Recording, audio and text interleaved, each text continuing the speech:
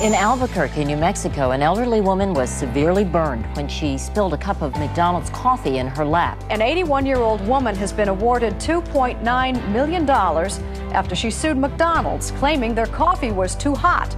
Stella Liebeck spilled just 8 ounces of coffee, but she attracted a flood of attention. The jury's award set off a media frenzy and became a rallying cry for those who believed our legal system had run amok. I think it's absurd. But as her story cycled through newspaper headlines, talk show storylines, and late-night punchlines, one thing was lost: the facts. This story is the most widely misunderstood story in America.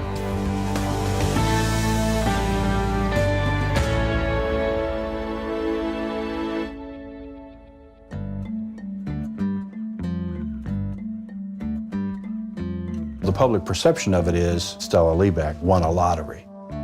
She bought the coffee, she spilled it on herself, and now look, she's a millionaire. When, of course, the facts are much more complicated than that. Stella Liebeck was a 79-year-old widow sitting in the passenger seat of a parked car when she was burned on February 27, 1992. She had recently quit her job as a department store clerk and moved to Albuquerque to be near her daughter. The day that the burns happened, my mother and my nephew went through the drive-thru at McDonald's and got breakfast and coffee, and they pulled into the parking lot. And in the Ford Probe, there's slanted surfaces everywhere. There's no place to put the coffee.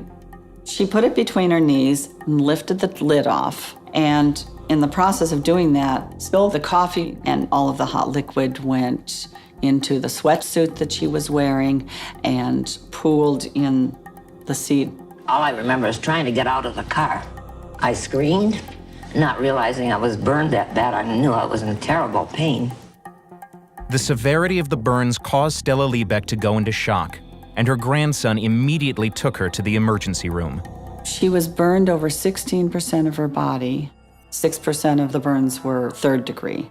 She was in the hospital for a week. Medical bills were $10,000, so Stella reached out to McDonald's and asked to be reimbursed. We couldn't believe that this could happen over spilling the coffee.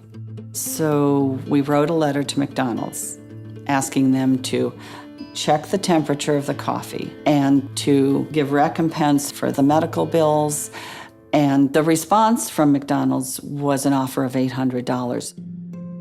Stella Liebeck had never sued anyone before Albuquerque attorney Ken Wagner took her case. Before they went to trial, they tried twice to settle out of court, but McDonald's refused.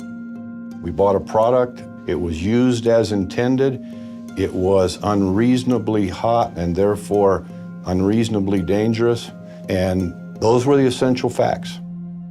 I was not in it for the money. I was in it because I wanted to bring the temperature down so that other people will not go through the same thing I did. McDonald's policy was to serve coffee between 180 and 190 degrees. That's about 30 degrees warmer than most home coffee brewing machines. A burn expert testified that liquid at 180 degrees could cause 3rd-degree burns within 15 seconds. Lawyers produced documents that showed that between 1983 and 1992, nearly 700 people claimed that they had been burned by hot coffee at McDonald's.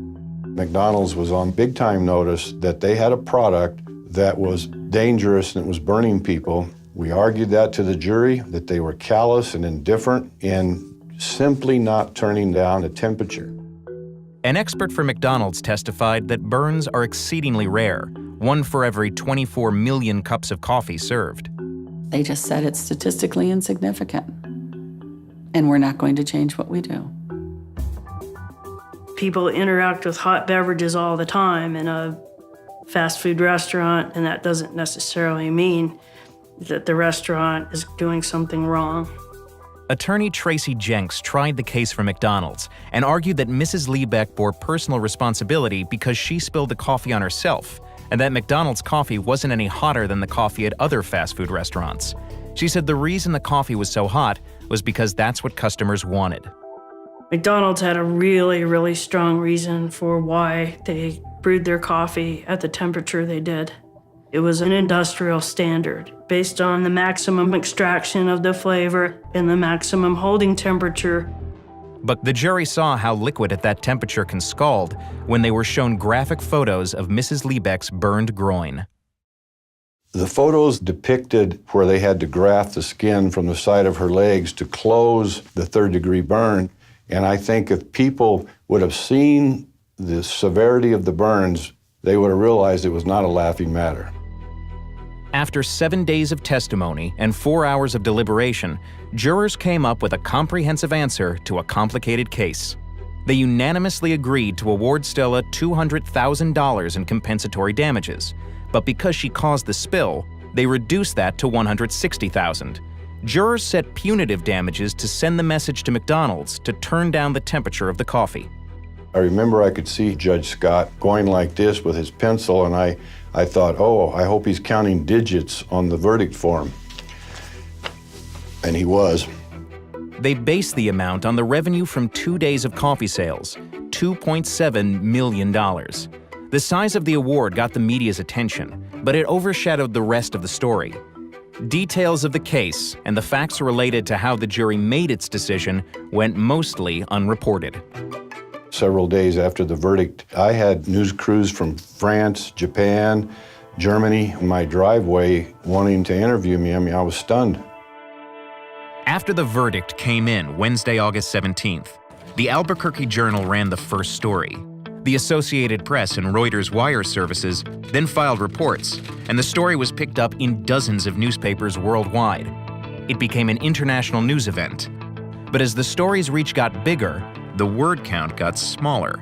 In some papers, it was not more than a blurb. 697 words in the Albuquerque Journal became 349 words in the AP, and became as few as 48 words in various renderings by major metropolitan newspapers. 48 words can't explain a lot. And then Woman Coffee Millions sounds like a ripoff, not like a logical consequence of a thoughtful trial. The report aired on more than a dozen national broadcasts and twice as many local news shows. The condensed telling of the story created its own version of the truth. Instead of pointing out she spilled the coffee in the passenger seat of a parked car, this was the new narrative. It seems she was holding a cup between her legs while driving. Clamped it between her legs, drove down the street, spilled it, burned herself, sued McDonald's, and collected. Stella has received letters saying stuff like, I was driving down the road. I had no business driving down the road with coffee between my legs and all that stuff. See, they're just plain ignorant. My mother was made the villain in this story. It's like bullying. It feels like bullying. I mean, it's not like the McDonald's person leaned over the car and poured it. It was an accident. Very much like urban legends, it is a very compelling story. Once everybody decides what is true about something and the media has been sort of an echo chamber for it, then how do you deal with the fact that they might be wrong? Now she claims she broke her nose on the sneeze guard at the Sizzler, bending over looking at the chickpeas. So, ooh, my coffee was too hot. It's coffee! The lawsuit also got a lot of play on talk radio. It was a very hot issue for a long time. It's probably one of the most sensational, high-profile tort cases of the last 20 years. So when tort reform comes up, most people say, oh, sure, the McDonald's case. Republican lawmakers crafting the Contract with America seized the moment. They tapped into public outrage over frivolous lawsuits to promote the Common Sense Legal Reform Act. Liebeck's case became Exhibit A. If a lady goes through a fast food restaurant, puts coffee in her lap, burns her legs, and sues and gets a big settlement, that in and of itself is enough to tell you why we need to have tort reform. She spilled hot coffee on her lap while sitting in her car and claimed it was too hot. Every day we hear about another outrageous lawsuit. Stella's portrayal as a scheming wannabe millionaire was based on the jury's award, but that amount was only a suggestion. In reality, the judge significantly reduced the punitive damages. The judge reduced the award to about $650,000. According to a source familiar with the case, it was settled for less than $500,000. Stella was not allowed to talk to the press, but over the last 2 decades, her lawsuit has become part of the cultural discourse. Pardon me. Excuse us.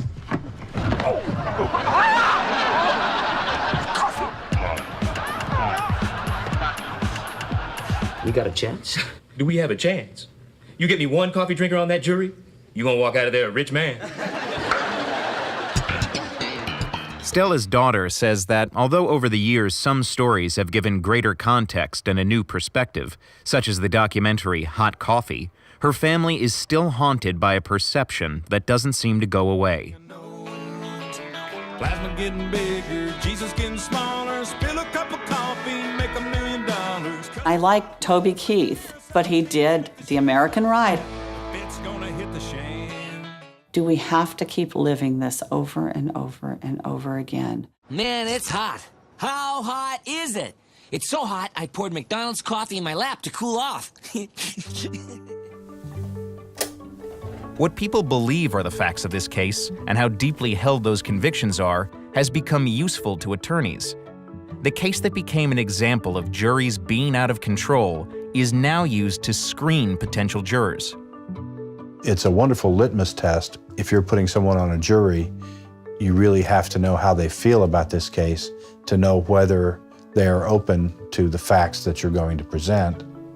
McDonald's has been in the public mind cast as the victim. That Stella Liebeck needed to defend her reputation is the saddest piece of this whole story to me. Stella Liebeck died in 2004 when she was 91. The emotion that she went through, she just felt like people were coming at her. McDonald's representatives didn't return emails or calls, but according to current franchisee handbooks, coffee must now be held and served 10 degrees lower.